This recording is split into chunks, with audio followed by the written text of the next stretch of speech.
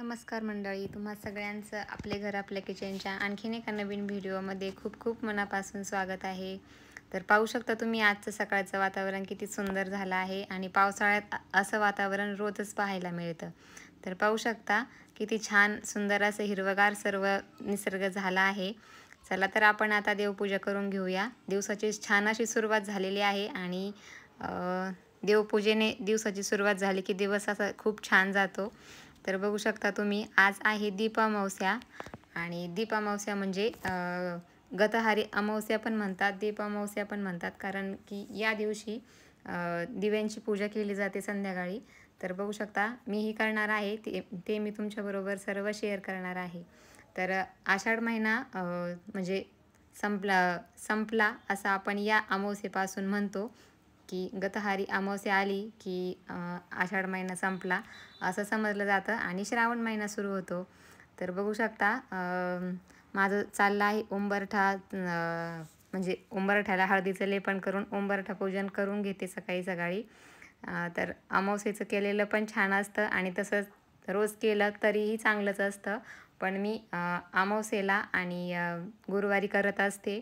तर रोज नाही जमत करायला. तर पण मी अमावस्येच्या दिवशी आणि गुरुवारी हे उंबरठा पूजन करते म्हणजे करतेच. तर बघू शकता सर्व हळदीचं लेपन वगैरे झालं आहे माझं आणि उंबरठ्याची पूजा पण झाली आहे बघू शकता तुम्ही. आणि रांगोळी वगैरे सर्व काढून झालं आहे आणि त्यानंतर मग आपण बाकीचं कामही करायचं आहे आपल्याला. तर बघू शकता पूजा वगैरे सर्व झाल्यानंतर तुळशीची पूजा पण करून घेतली. आधी घरातल्या देवांची पूजा, मग उंबरठा पूजन आणि मग तुळशीची पूजा. हे सर्व झाल्यानंतर मग आले किचनमध्ये आणि बघू शकता आता छान असा मस्त चहा घेते आणि चहा घेतल्यानंतर मग स्वयंपाकाला लागते. तर तोपर्यंत मुली पण उठतात, मुली आणि मिस्टर पण उठतील. तर पाहू शकता असं काही खास दिवस असला तर खूप काही असतं म्हणजे करायला, दिवस त्यामध्येच निघून जातो. तर बघू शकता तुम्ही छान असा चहा घेतल्यानंतर मी स्वयंपाकाला लागले आणि स्वयंपाकामध्ये मी आज बनवणार आहे शेवभाजी. तर नक्की कमेंट करून सांगा तुम्हाला शेवभाजीची रेसिपी जर हवी असेल तर मी नक्कीच शेवभाजीची रेसिपी शेअर करेल चॅनलवर.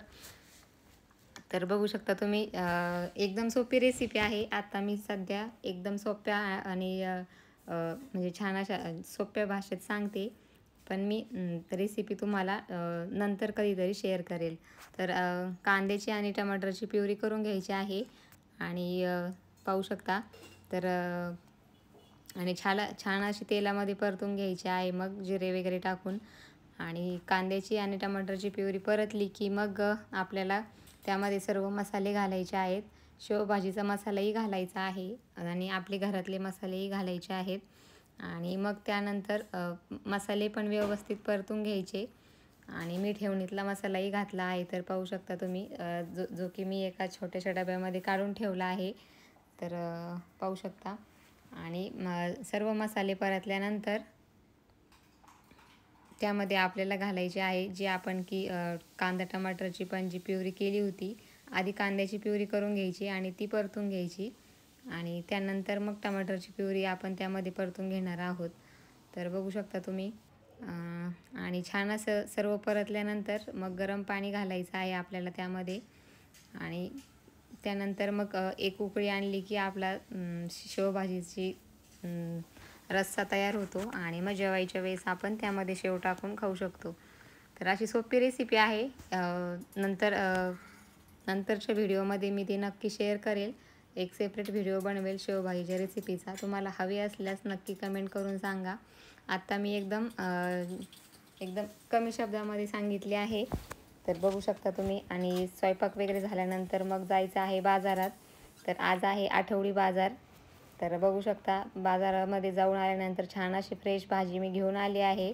शेपू नंतर पाहू शकता तुम्ही छान अशी हिरवीगार शेपू भेटली आहे. नंतर मक्याचे कणीस पण आणले आहेत की ते माझ्या मुलींना खूप आवडतात. गवती चहा आणला आहे छान फ्रेश, कोथिंबीर आणली आहे आणि मग हा बाकीचा भाजीपाला शेवग्याच्या शेंगा वगैरे सर्व घेऊन आली आहे मी की तो आठवडाभर जाईल. आणि मग सर्व बाजार वगैरे सर्व झाल्यानंतर संध्याकाळचं चहा पाणी वगैरे झाल्यानंतर मग दिव्यांची पूजा पण करून घेतली. तर बघू शकता अशा प्रकारे मी एकदम छोटीशी पूजाच मांडली आहे. जास्त काही केलं नाही, साधीच आहे पूजा. घरातले जेवढे दिवे होते तेवढे घासून घेतले, समई वगैरे, आणि मग छान असं त्यामध्ये तिळाचं तेल घातलं आहे या सर्व दिव्यांमध्ये आणि वात लावून छान असे सर्व दिवे पेटवले आहेत मी आणि मग त्यांची पूजा केली आहे.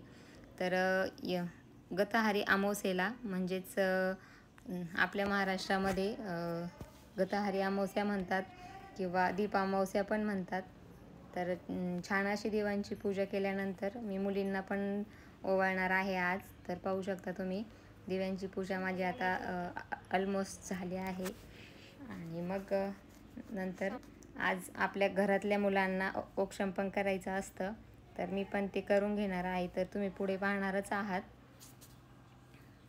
तर पाहू शकता छान अशी पूजा झालेली आहे माझी आणि छान मस्त मनापासून नमस्कार केला आणि दिव्यांना आणि बाकी सर्व देवांना म्हटलं असाच प्रकाश आमच्या जीवनात कायम राहू द्या आणि सर्वांच्या जीवनात राहू द्या. तर पाहू शकता मुलींचं औक्षणही मी करून घेतलं आणि या अमावस्येला आपण मुलींना पण ओवाळू शकतो आणि मुलांना पण ओवाळू शकतो. तसं काही नाही आहे की मुलींना नाही ओवाळायचं किंवा मुलांनाच फक्त ओवाळायचं, असं काही नाही आहे. आपल्या घरामध्ये जे काही आपले मुलं असतील, मुलगा मुलगी, आपण त्यांना सर्वांना ओवाळायचं आहे. तर तेही करून घेतलं आणि छान असे फोटो क्लिक केले. मग तर हा व्हिडिओ तुम्हाला कसा वाटला नक्की कमेंट करून सांगा. व्हिडिओ आवडला असल्यास नक्की लाईक शेअर करा. चॅनलला सबस्क्राईब करायला विसरू नका. चला तर मग भेटूया पुढच्या व्हिडिओमध्ये. आतासाठी बाय.